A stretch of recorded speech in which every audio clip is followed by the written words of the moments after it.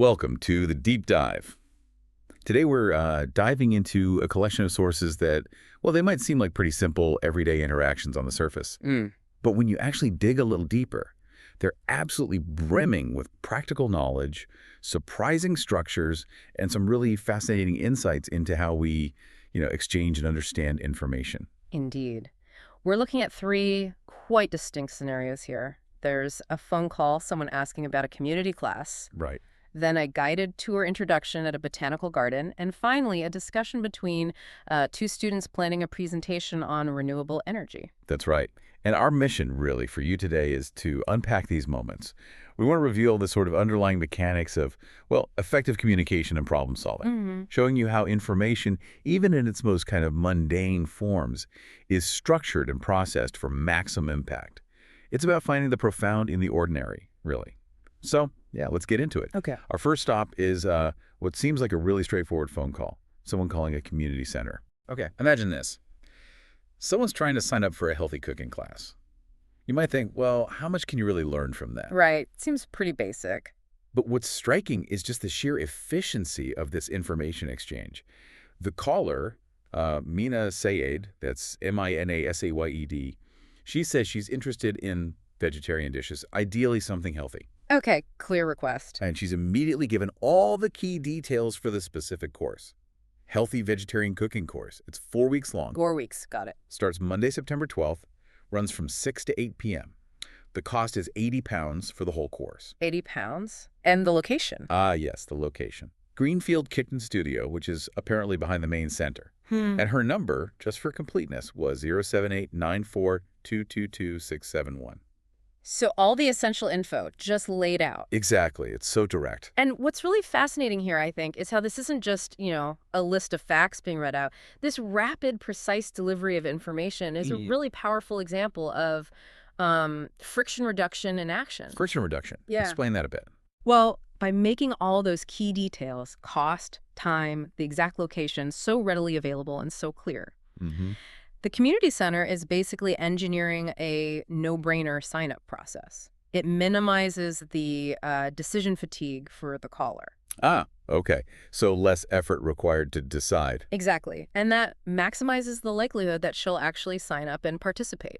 That makes sense. So it's not just about being organized. It's like deliberately making it easy for someone to take the next step. Precisely. So for you listening, think about how often maybe you abandon doing something because just getting the necessary information feels like too much work.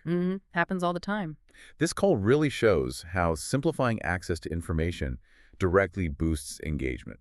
Yeah. Whether it's for a cooking class or, pretty much any other service. Absolutely. That clarity is key. Okay, so let's shift gears a bit. We're moving from sort of individual action to navigating complex physical spaces. Right. Our next source drops us right into the Brookwell Botanical Gardens. We're hearing a tour guide introducing visitors to the layout. Okay. Setting the scene. Yeah, and we often take good directions for granted, don't we?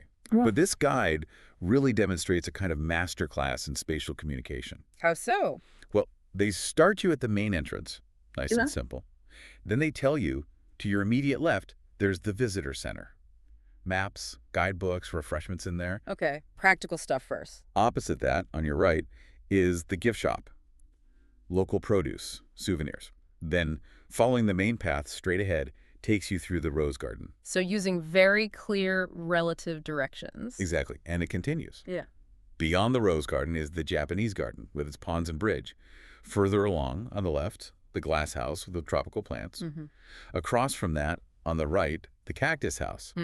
And right at the far end, there's a cafe with a view over the lake. It paints a really clear picture, doesn't it? You can almost visualize the path. You really can. It's incredibly effective. And what's truly insightful here, I think, is how the guide uses what you might call cognitive scaffolding. Cognitive scaffolding. Yeah, instead of just like rattling off a list of places or using abstract directions like north or south. Right.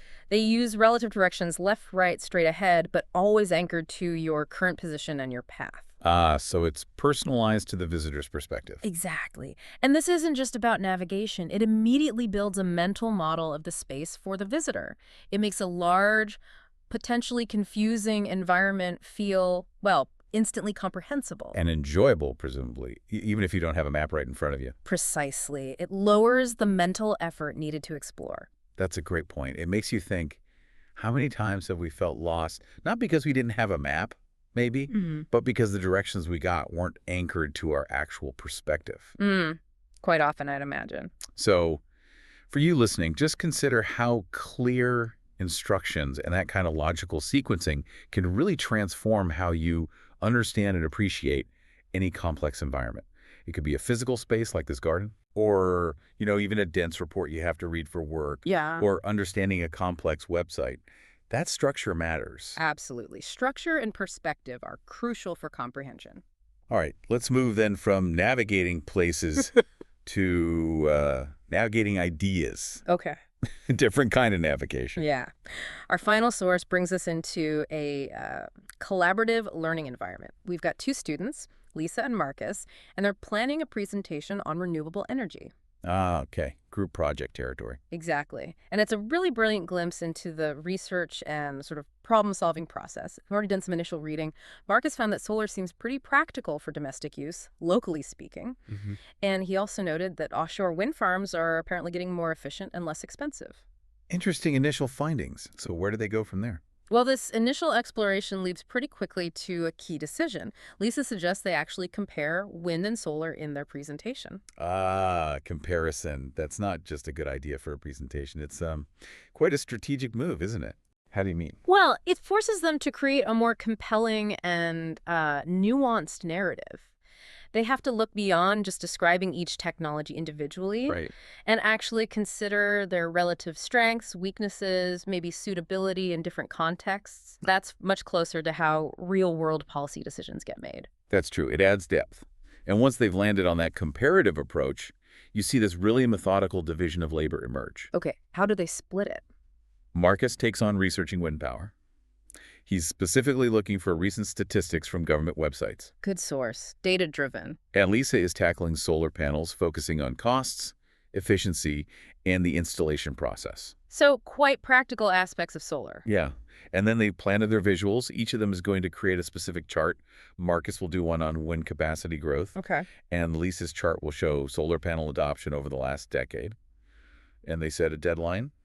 Finish the slides by next Wednesday. Wow, very organized. It's a practical, data-focused way to break down a pretty complex topic. It really is. And what stands out here, I think, is how they're not just, gathering facts randomly. They're strategically organizing them for impact. They're leveraging their individual research, focusing on specific metrics that actually matter, like cost and efficiency and growth. Right, the things people ask about. Exactly.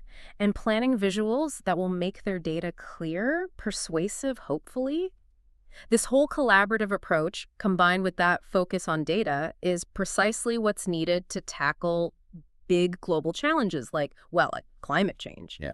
It's critical thinking, really, but broken down into manageable, actionable steps. So for you listening, maybe think about how you might approach a complex problem maybe in your own life or at work. Could you break it down like this? Could you collaborate effectively, use data to back up your conclusions? It feels like a universal blueprint for achieving clarity and impact, doesn't it? Whether you're planning a presentation or, a new business strategy. Absolutely. That structured approach is widely applicable. And just like that, we've sort of navigated through this fascinating deep dive.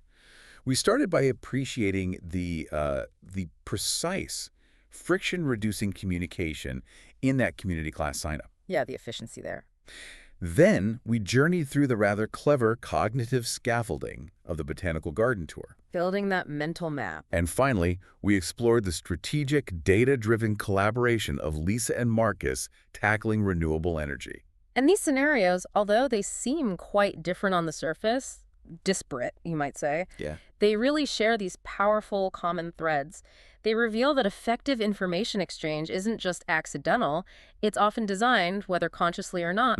Designed for clarity. Exactly. It highlights the importance of clarity, of structured delivery, and collaborative problem solving, really, in almost every corner of our daily lives. So what does this all mean for you? Well, we hope this deep dive encourages you to maybe look a little differently at the everyday interactions you encounter. Yeah, pay closer attention, maybe. Consider how paying closer attention to the structure and the flow of information, how it's given, how it's received, how it's used, how that can truly unlock deeper understanding and maybe even new possibilities for action right there in your own world.